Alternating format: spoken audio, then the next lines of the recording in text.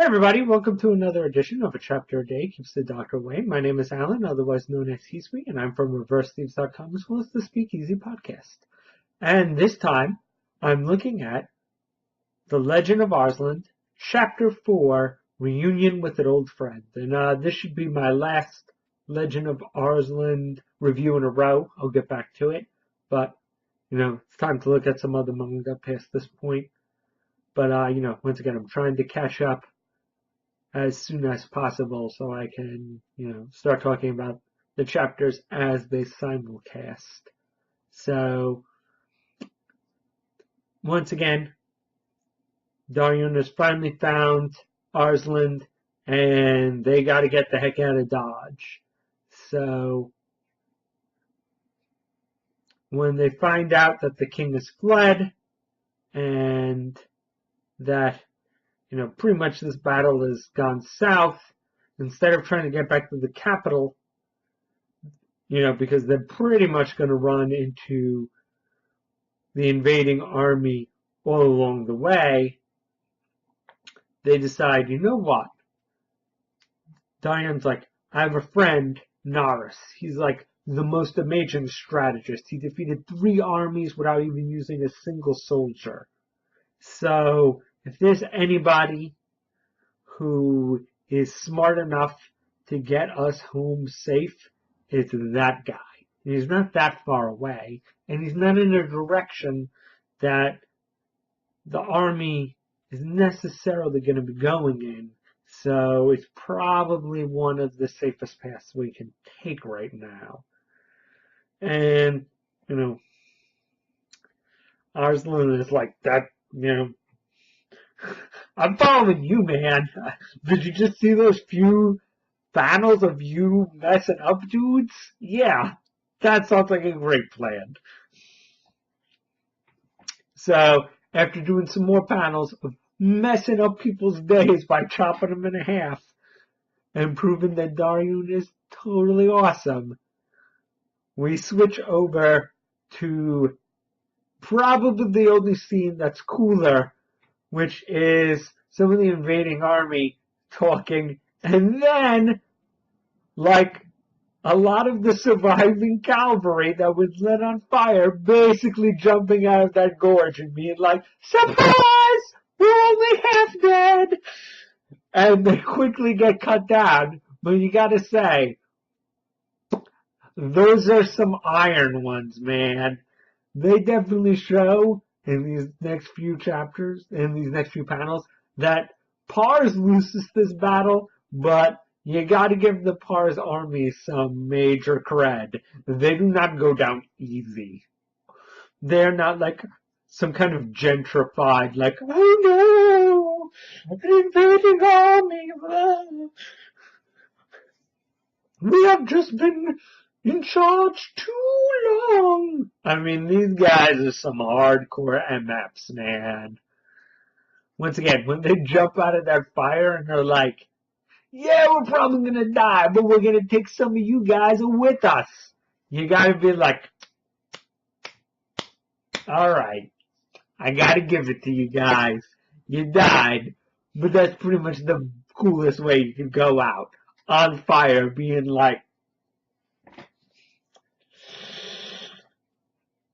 and we see some guys who are obviously going to be important in the invading army. So Baldwin and Sir Montefret. And I gotta say, Lord Evil Scar. I mean, yeah, his name is technically like Baldwin, but it doesn't matter. He's Lord Evil Scar. You look at that guy with his bald head and his evil scar, and you're like, you're an evil dude, aren't ya? And he's like, yeah, I am.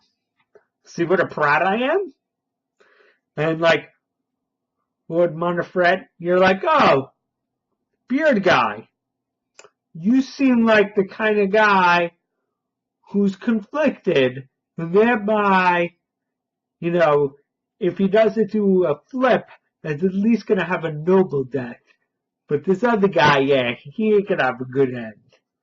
Because, he's Lord Evil Scar. Then again, it could be like Rose of Versailles, where like Count Evil Mustache never gets any upcomings. He's just like, yeah, I was evil when I shot kids in the back, but what you gonna do? Whoop whoop whoop. But obviously these two are definitely going to be important later on, especially considering that they're probably going to be in charge of Pars pretty soon. So we're probably not going to see the last of them. But yeah, it is a definite scene of the righteous who basically see any evil as long as, it's in the service of this greater good of this, religious fervor. I don't care what I do. I can do whatever I want because, God is giving me the thumbs up. So, wing. And the other guy who's like, we are doing total douchebag things. And I kind of feel super bad about it. I mean, I want us and our God to win. But we could be a little less douchey and a little less totally sinful in any other respect. Like any other time, this would be total psychopath stuff.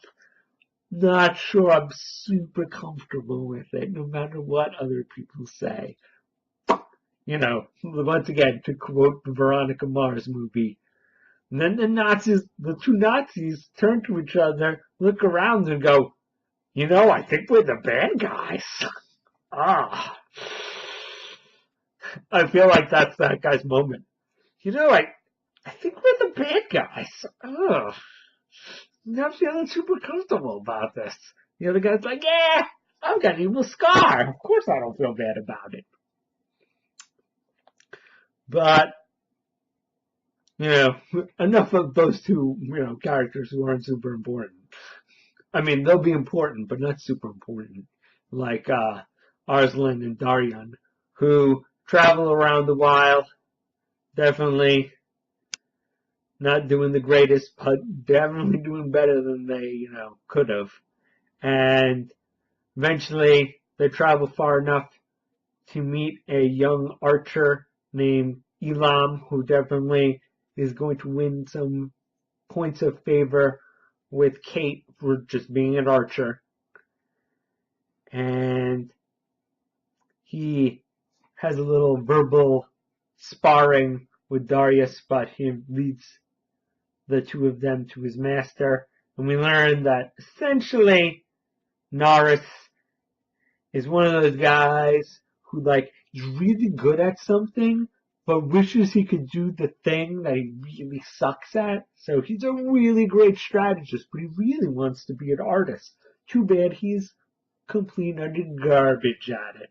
And they have a bit of a joke about that. And apparently, Darius is not the biggest patron of the arts.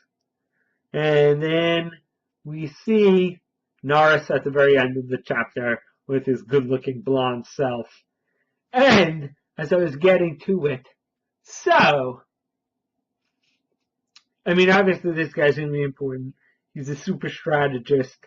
He has a main character style, character design. He's going to be awesome. And Elam definitely going to stick around, giving them some archery support. But, Norris is definitely, in my opinion, on my short list of guys who might be Arslan's actual dad. He's got the good looks and the light hair, so if the queen and him got it on at any time, Arslan wouldn't be the totally most unexpected person to be his kid.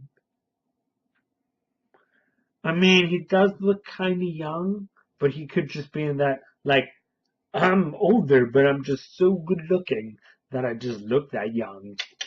So,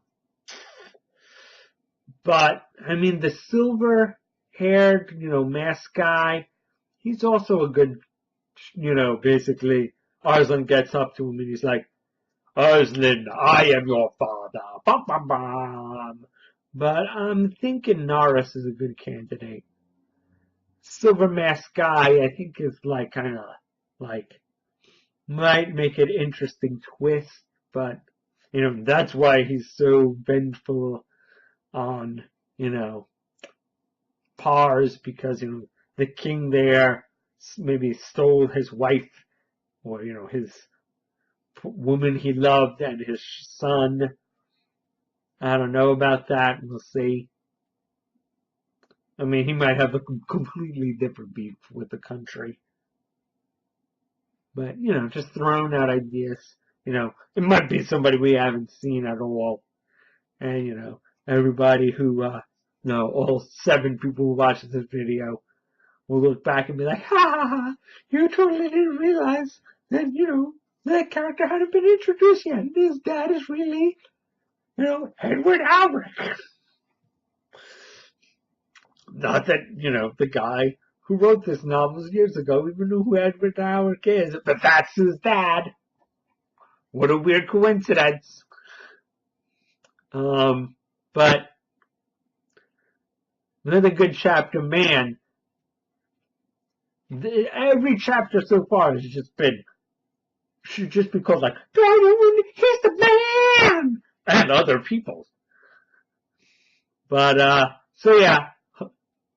Excited to see the next chapter of Daryon Rocks, and everybody else is also in this manga.